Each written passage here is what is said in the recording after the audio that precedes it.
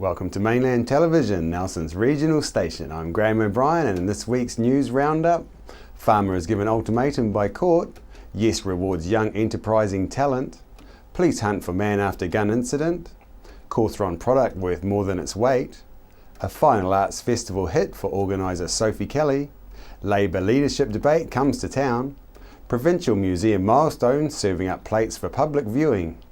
Halloween is a scary business. Better safe than sorry for Nelson Police as the search for the Motueka gunman from Tuesday's Armed Defenders Alert continues, with an incident on Wednesday moving briefly to Nelson, when soon after 2 p.m. a police cordon, along with the Armed Defenders Squad members, were dispatched at Tahunanui's Gulf Road and surrounding areas, in what media understands was a search for the man identified as being Motueka's gunman.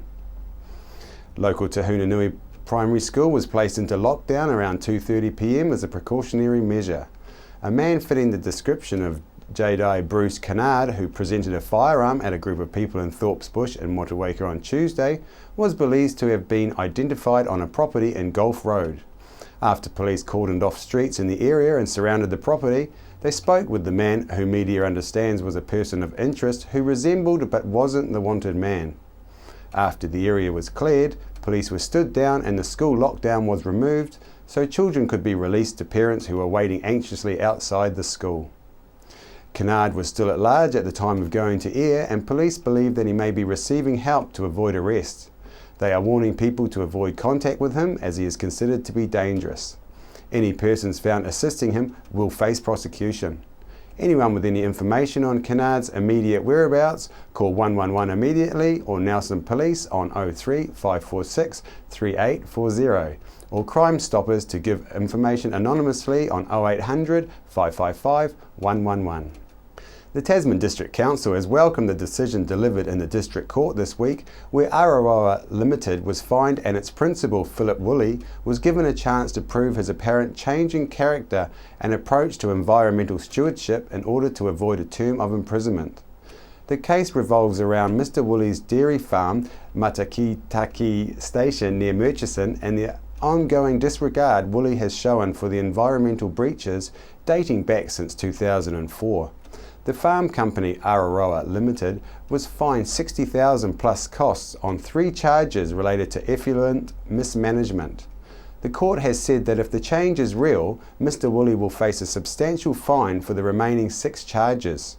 If the opposite occurs, the court will have no choice but to impose a more appropriate sentence in light of Mr Woolley's history. The region's young entrepreneurs shone at the Young Enterprise Scheme Regional Awards this week, with hard work, organisation and a lot of support being the main ingredients of the best performing businesses in the regional 2014 Lion Foundation Young Enterprise Scheme, known as YES. This year, over 220 students from secondary schools across the top of the South Island formed teams and operated 49 businesses during the year.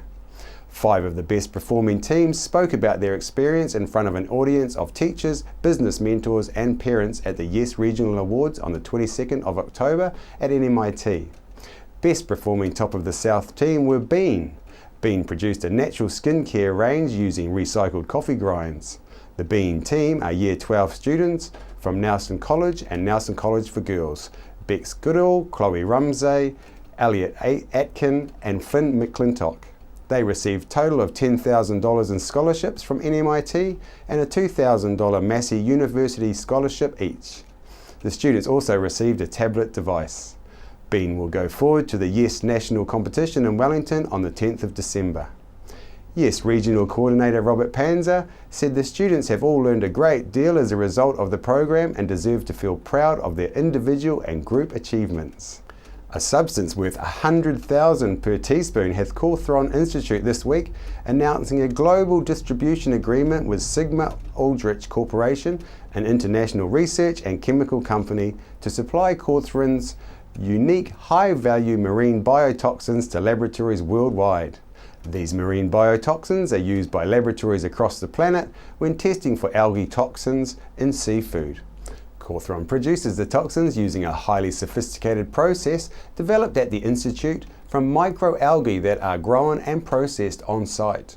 Cawthron Institute Chief Executive Professor Charles Eason said that this is an exciting new development and an excellent outcome for our highly regarded food safety research. The 20th Nelson Arts Festival has finished on a high note for organiser Sophie Kelly, with over 47 sold-out performances from a total of 77 ticket events, after throngs of Nelsonians and visitors from across New Zealand attended this year's 12 jam-packed days of theatre, music, writers, talks, community events, art installations, school performances and workshops in venues across the region.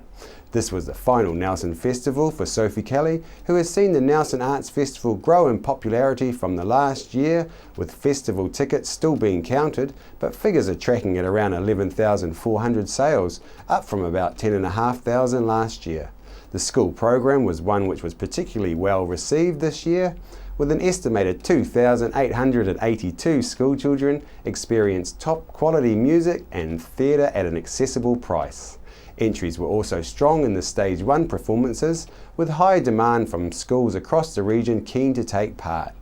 Half of this year's Page and Blackmore's Readers and Writers sessions were sold out, with a significant number of visitors attending from out of town. The Man Book Prize winner Eleanor Caton led the lineup, which also included poet Harry Ricketts, Wonky Donkey author Craig Smith, Sarah Kate Lynch for A Girl's Lunch, and two of the popular Thinking Brunches, one on New Zealand's sense of identity and the other on public broadcasting. Nelson Arts Festival Director Sophie Kelly said she's thrilled her final program was well received. Having something in it for everyone, young and old, audiences were particularly thrilled with the world-class circus performers and beyond, and the talented crooners from the Modern Māori Quartet. The bookbinder in the quaint St. Peter's Church at Founders was another hit. Other successes were the free Nelson acts in the packed-out granary sessions, and the festival buzz at Founders with the spectacular video installation Winds of Time on the windmill every night. Nelson Provincial Museum is in the business of restoration and storage of local historical records. One of the services involves digitalising hundreds of thousands of glass photographic plates for public viewing.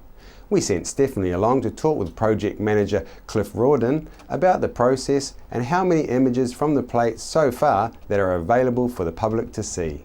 Hi, I'm sitting here in front of the Nelson Museum research facility to talk about the glass plate negative project. Next to me is sitting Cliff. Cliff, how many glass plates are in care?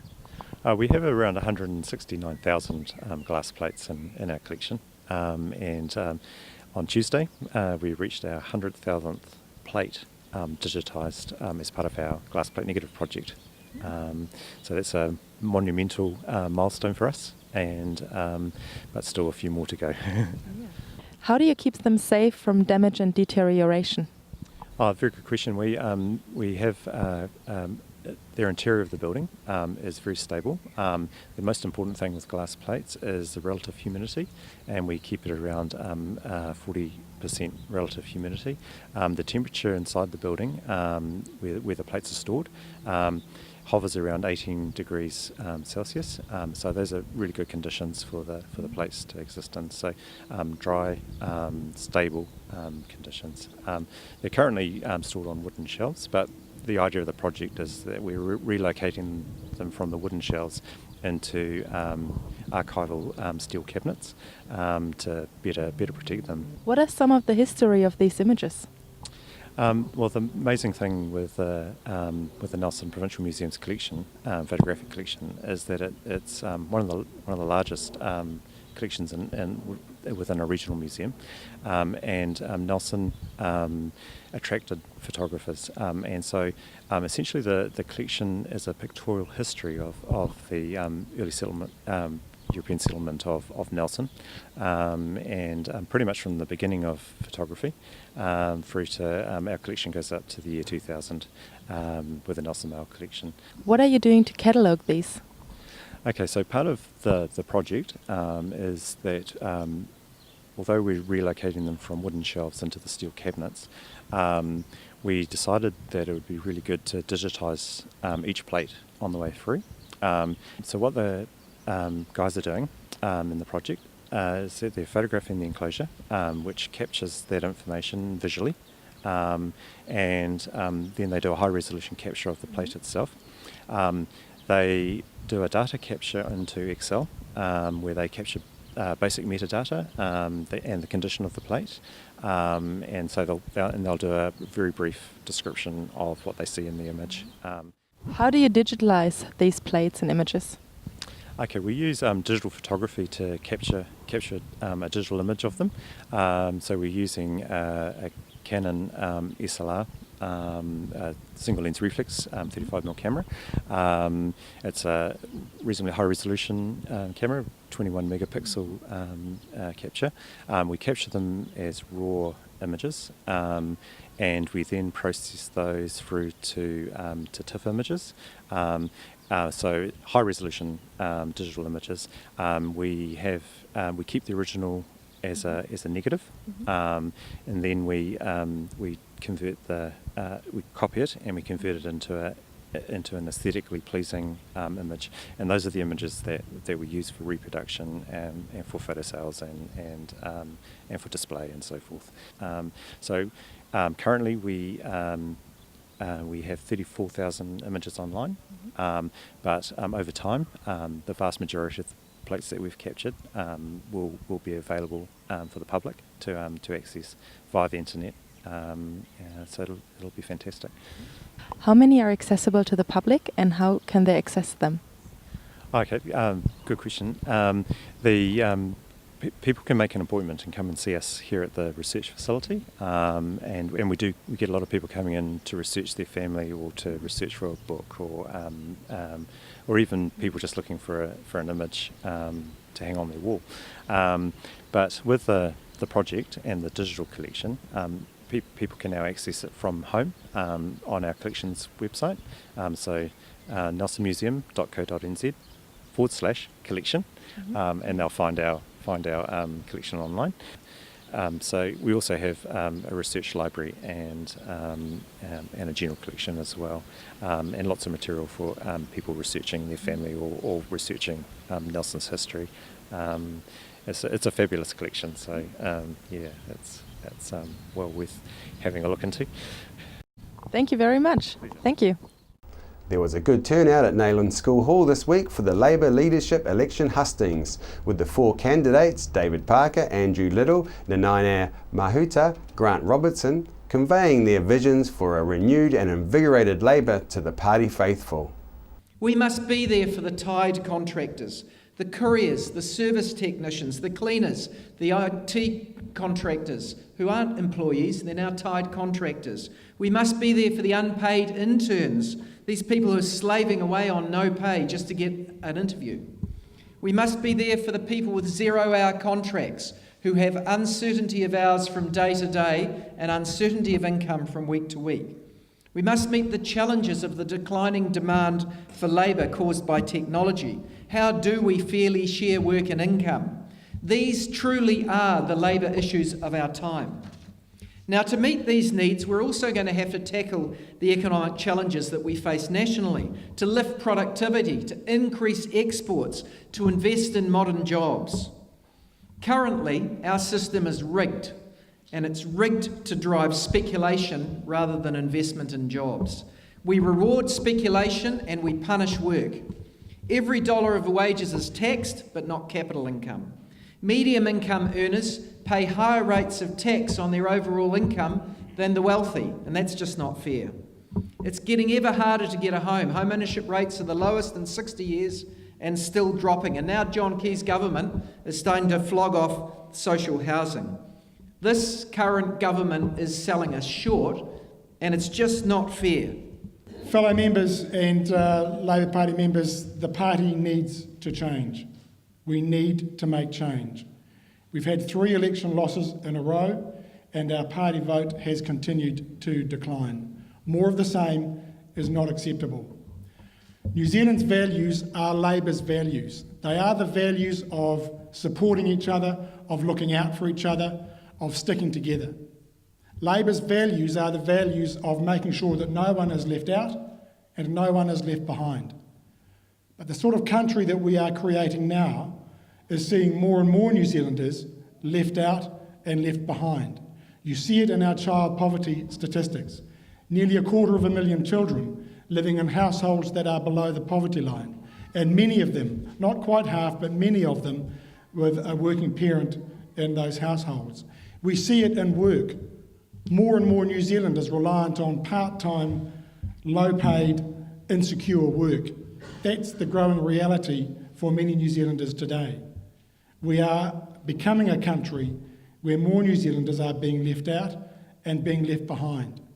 And there's only one political party in our political system that takes those issues seriously and addresses those issues meaningfully, and that's the New Zealand Labour Party. I'm intensely proud of the Labour Party and the Labour movement. We have been behind most of the progressive changes that have been made in New Zealand's history, be it social security or social housing or a nuclear-free New Zealand or establishing the Waitangi Tribunal. We should be proud of those achievements. They are what make me proud of the Labour Party.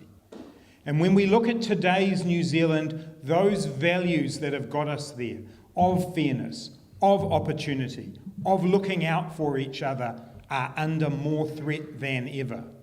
Right now, today, in Wellington, the National Party legislates to take away the right to a basic meal and rest break for workers. Right now, in Wellington, John Key and his government are dismantling social housing, the very thing that gave John Key his start in life. That's what we're up against, so our values are needed more than ever today. But we have to be honest with ourselves. We have to be honest that we've lost 3 elections in a row, and those values that I still believe are New Zealand's values and Labour values are no longer connecting with people's daily lives. We have to find the messages that take those values and put them into the lives of New Zealanders. I'm putting my hand up because I believe Labour is a party of aspiration and opportunity, and what we represent every day and in our communities alongside people who work with us is that they can believe that Labour will deliver to their aspirations and their opportunities. But we've got work to do to connect what we stand for to the things that they believe in, to what will happen out in their communities, in our regions and in our provinces. It's a very important challenge, and I want to thank you for all the effort you put in at the election. We've had 4 hustings meetings, and throughout the whole of those meetings, the membership have been really trying to grapple with what is the nature of the challenge that we're dealing with. So the review that's taking place is an important one, because we all must participate in what it will take to turn this ship around, but also redefine what Labour stands for. In 2 years' time, we'll be celebrating our centenary. And that's a very important turning point for our party and for what we represent to future New Zealanders, because we need to be able to look around the room and say, we stand for a proud legacy and for a proud future. I was able to catch up with a couple of the candidates afterwards for an interview on how they plan to unite the party and get the disillusion back behind Labour. Well, I think we need to unite around a common purpose, and I think that common purpose for Labour has to be getting back to giving more prominence, emphasising the needs of working New Zealanders. And I think that's the point of reconnection, because we've lost that connection with so many working New Zealanders. We were born of working men and women who saw the Labour Party as meeting their needs and aspirations. Decent work, secure work, jobs you'd want to jump out and rush out to work, secure in the knowledge that your family were getting a good education and you had an affordable roof over their home, over their heads. Yeah, sure. I mean, that's what everyone's looking for, aren't they? And some real solid leadership in that direction for the good of the people would be fantastic. Well, I think that is the key. You know, I think people think that we've lost our connection with them because we've given too much emphasis to peripheral issues and not enough issues to those core issues of fair economic outcomes and prosperity for everyone. Well, I think getting ourselves united is the first step. I don't think anything's done more damage to Labour in the last 6 years than the idea that we're not a united team. I think a lot of that's actually been driven by the media, and it's not actually the reality. But whatever, we have to be able to project to the public that we're one team. So the first way to do that is that we've got to bring everybody in the caucus together around the core things we believe in as a Labour Party. It's not about us as caucus members, it's about the people that we need to represent and getting back to the core values of the party around fairness, opportunity, looking after each other as a community. So I think once we get ourselves together around those core ideas, the caucus will unify. We have to. We have no other option.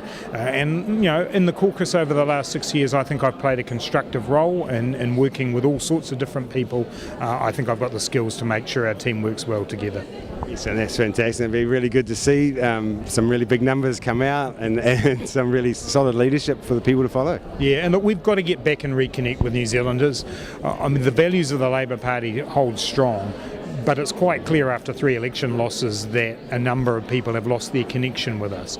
We've got to get back out into communities, be at the grassroots, be part of the campaigns that are taking place on the ground, and have people believe in the Labour Party again, believe that we're on their side. And I think picking out the right issues, being consistent, being clear, being strong about what we believe, people will come back to us.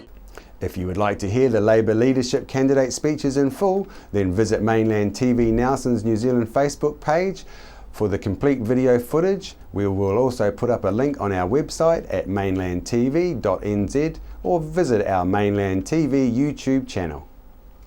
And finally, not only is politics scary, but this time of year, Halloween is a scary business, which spookily celebrates the thinning of a presumed veil between life and death. So we thought we'd leave you with a scary sample of work from our intern from Wales, James Heyman, whose company Flawless Films has many YouTubes on various themes. So we grabbed a piece from one of his short films to leave you with. Be warned, viewer discretion may be required.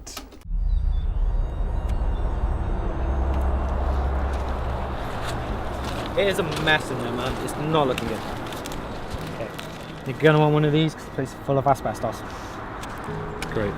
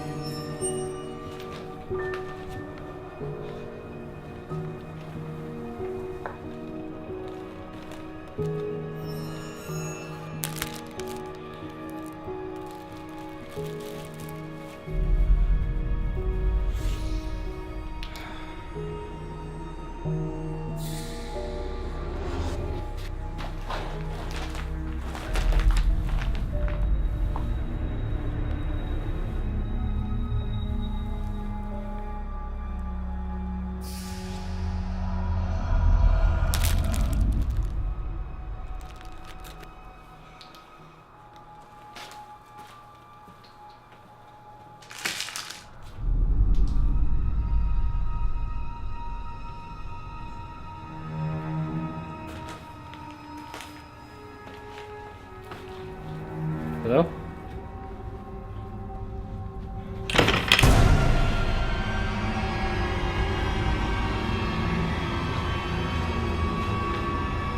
Hello?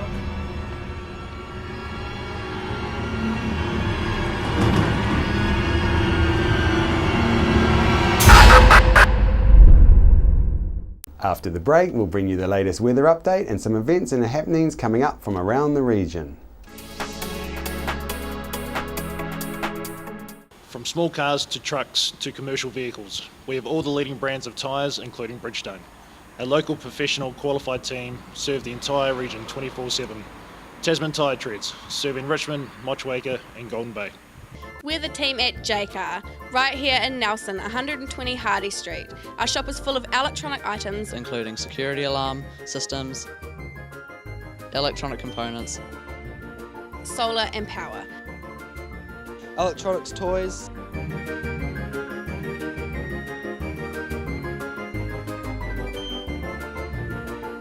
sound systems, cables, and much, much more. Jacob. 120 Hardy Street, Nelson. The majority of information in our life comes to us through our vision. With only one set of eyes to last our lifetime, it's important that you look after them. For over 20 years, Carrington Eye Care has led the way in providing the Nelson Tasman region with professional eye care. Our team are committed to providing you and your family with the highest standard of eye care. As part of this commitment at Carrington Eye Care, we recommend Crizal lenses. Crizal is a revolutionary lens which repels dust and fingerprints.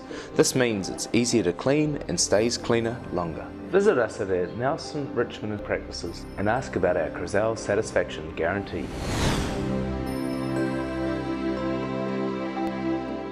World War I was a defining period in our history, impacting greatly on the lives of people from the Nelson province. Memories of the First World War is an exhibition which will be displayed in a number of regional venues and is currently on at the Nelson Provincial Museum. Hi, my name's Ian Mortimer.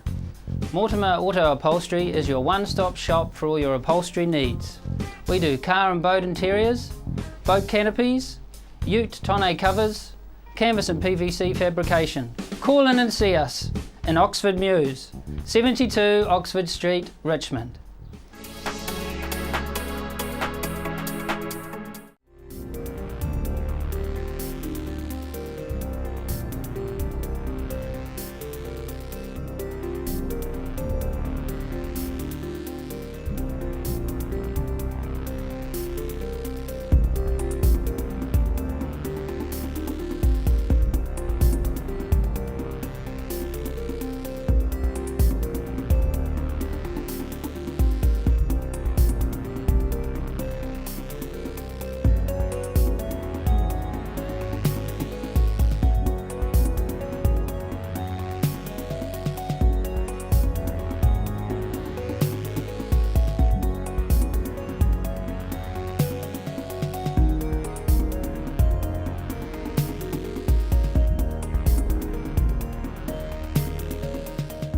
The Upper Moutere School biannual family fair is on Saturday, November the 1st from 11 a.m. to 2 p.m. Come along and enjoy the fun. Enna Glen School biannual gala is November the 2nd, 11 till 2 p.m. at the 10 Ridgeway, Stoke. This year is a Kiwiana theme with fun for all the family and a silent auction. You can join the protest against the secret Trans-Pacific Partnership Agreement on Saturday, November the 8th, 1 p.m. starting from Eyesight Miller's Acre. On behalf of the team here at Mainland Television News, thank you for joining us for Nelson's Regional News.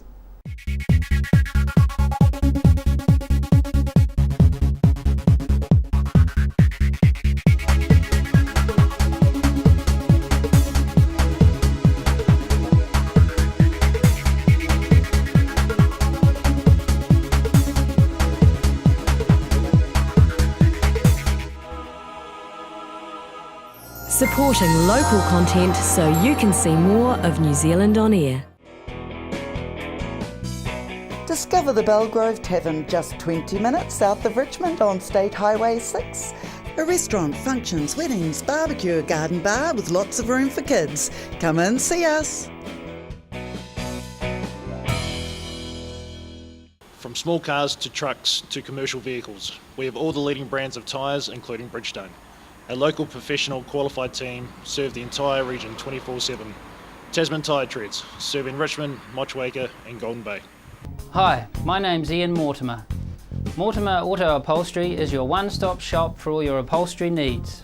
We do car and boat interiors, boat canopies, ute tonneau covers, canvas and PVC fabrication. Call in and see us in Oxford Mews, 72 Oxford Street, Richmond. The majority of information in our life comes to us through our vision. With only one set of eyes to last our lifetime, it's important that you look after them. For over 20 years, Carrington Eye Care has led the way in providing the Nelson Tasman region with professional eye care. Our team are committed to providing you and your family with the highest standard of eye care. As part of this commitment at Carrington Eye Care, we recommend Crizal lenses. Crizal is a revolutionary lens which repels dust and fingerprints. This means it's easier to clean and stays cleaner longer. Visit us at our Nelson, Richmond and practices and ask about our Crizal satisfaction guarantee.